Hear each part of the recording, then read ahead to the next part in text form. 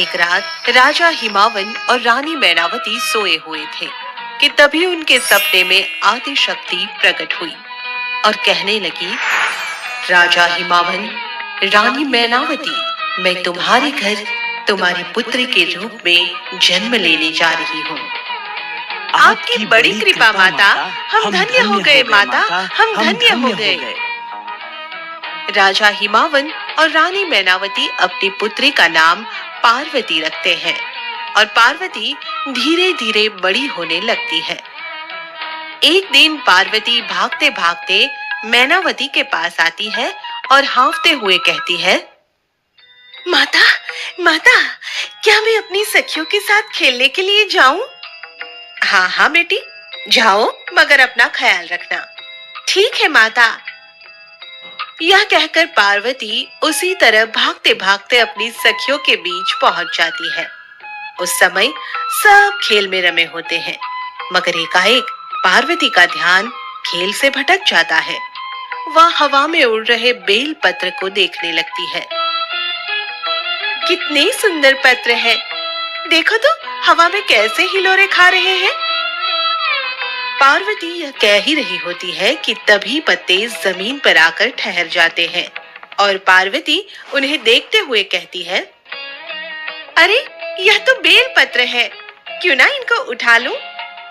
यही कहकर पार्वती बेल पत्र को उठाने के लिए उनकी तरफ दौड़ती है, मगर जैसे वह उनको उठाने लगती है वे फिर से हवा में उड़ने लगते हैं।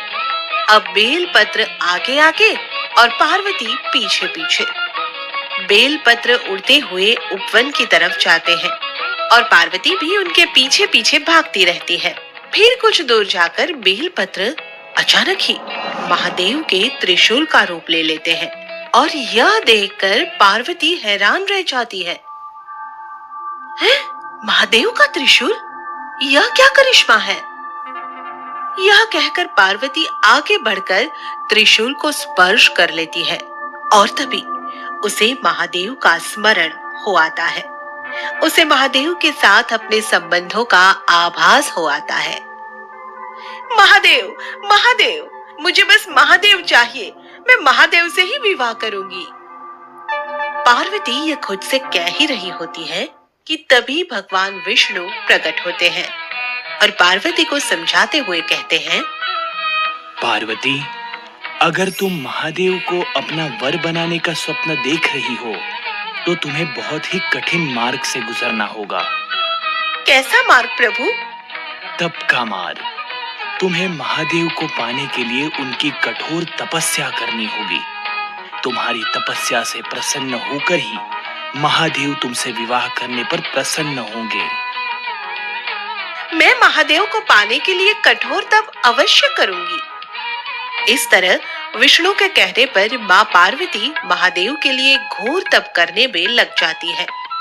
वह समस्त संसार को भुलाकर बस महादेव का नाम रटने लगती है।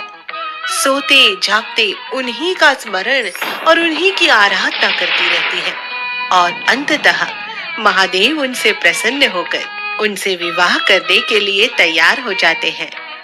इसकी जानकारी मिलते ही समस्त देवताओं में खुशी की लहर दौड़ जाती है। नारायण नारायण, अब तो माता पार्वती और महादेव का विवाह होना तय हो गया है प्रभु। हाँ देवर्षि, इस अनूठे विवाह को देखने के लिए तो समस्त देवगण उत्सुक है। केवल देवगण ही क्यों ब्रह्मदेव, ये कहिए ना कि इस सृष्टि का कण कण इस विवाह का साक्षी बनना चाहता है। देव, दानव, मानव सभी इसे देखने को उत्सुक है। बहुत जल्दी ही महादेव के विवाह का दिन निकट आ जाता है और निश्चित समय पर विवाह की तैयारियां होने लगती है। गंगा, यमुना, गोदावरी और कृष्णा सभी देवियां पार्वती का श्रृंगार करने के लिए आती है। चलो चलो चलो चलो, हम सब मिलकर पार्वती का श्रृंगार करती हैं। हाँ हाँ चलो।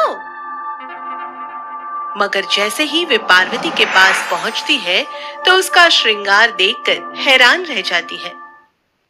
लो, पार्वती तो हमारे आने से पहले ही सज धज कर बैठी है। इनका श्रृंगार तो अप्सराओं ने कर दिया है। कितनी सुंदर लग रही है पार्वती, कहीं भोलेनाथ इनको देखकर चक्कर ना खाने लगे। पार्वती की सुंदरता तो है ही ऐसी कि जो भी देखे देखता ही रह जाए। यह कहकर चारों देवियां हंसने लगती है और उन्हें हंसते देखकर पार्वती कहती है, सुंदरता में तो आप सब भी कम नहीं है, आपकी सुंदरता भी अलौकिक सुंदरता है। पर आज आपकी सुंदरता के सामने हमारी सुंदरता फीकी लग रही है पार्वती। उधर महादेव के द्वार पर ब्रह्मा, श्री हरि विष्णु, माता लक्ष्मी, माता सरस्वती आदि देवी देवता उपस्थित होते हैं और सभी बहुत प्रसन्न हैं। आज तो भोलेनाथ दूल्हा बनने जा रहे हैं, इसलिए उनके श्रृंगार में कोई भी कमी नहीं रहनी चाहिए।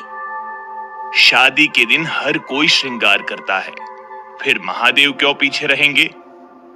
महादेव का श्रृंगार तो ऐसा होना चाहिए कि तीनों लोकों में डंका बज जाए।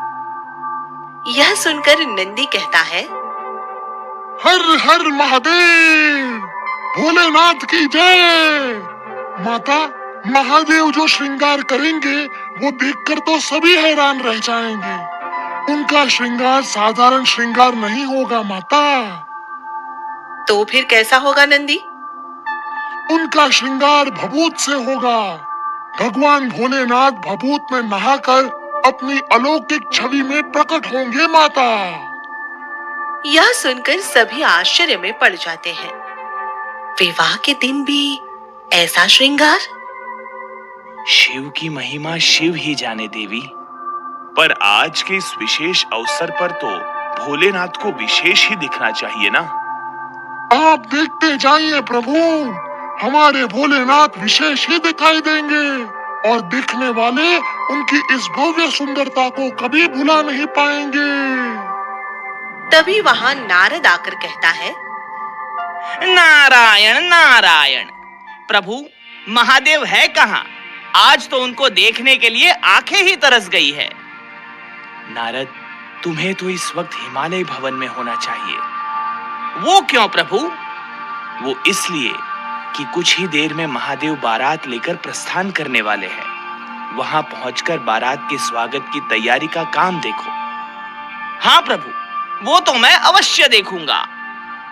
यह कहकर नारद चला जाता है और फिर भोलेनाथ नंदी पर सवार होकर पार्वती को ब्याहने के लिए बारात लेकर चल पड़ते हैं।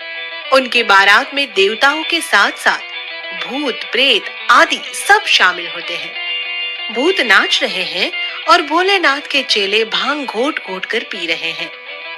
महादेव गले में नर मुंडों की माला धारण किए हुए हैं और शरीर पर भभूत मले हुए हैं।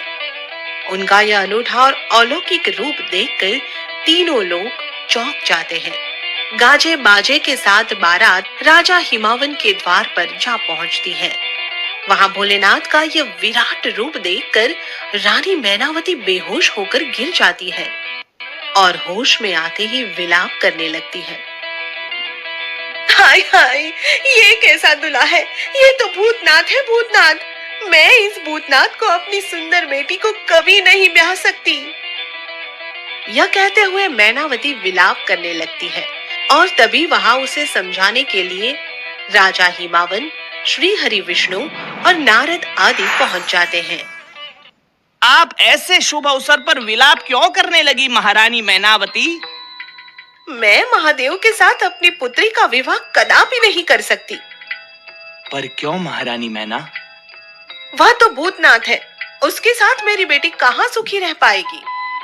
यह सुनकर श्री हरि विष्णु मैनावती से कहते हैं, शायद आपको भ्रम हो गया है। आपने जो देखा है वो भ्रम के कारण देखा है। अतः एक बार महादेव के पुनः दर्शन कर लीजिए और फिर फैसला कीजिए। विष्णु सहित सभी देवताओं और स्वयं पार्वती भी उसे यही समझाते हैं और फिर वह महादेव के सुंदर और मोहक रूप को देखकर प्रसन्न हो जाती है। आप सबने मेरी आंखें खोल दी। मैं तो सचमुच भ्रम में पड़ गई थी। अब तो आपके मन में उनको लेकर कोई संदेह नहीं है ना माँ? नहीं नहीं, बिल्कुल भी संदेह नहीं है। जाओ जाओ, सब शादी संपन्न कराने की तैयारी में जुट जाओ। यह सुनकर नारद प्रसन्न होकर कहते हैं, नारायण नारायण, अब तो इस विवाह के लिए महारानी मैनावती भी तैयार है, इसलिए सबको विवाह संपन्न कराने में लग जाना चाहिए प्रभु। तो फिर देर किस बात की, चलो नारद। इस तरह सभी महादेव और पार्वती का विवाह कराने की तैयारी में लग जाते हैं और महारानी मैनावती स्वयं वहां उपस्थित रहकर उनकी शादी संपन्न कराती है।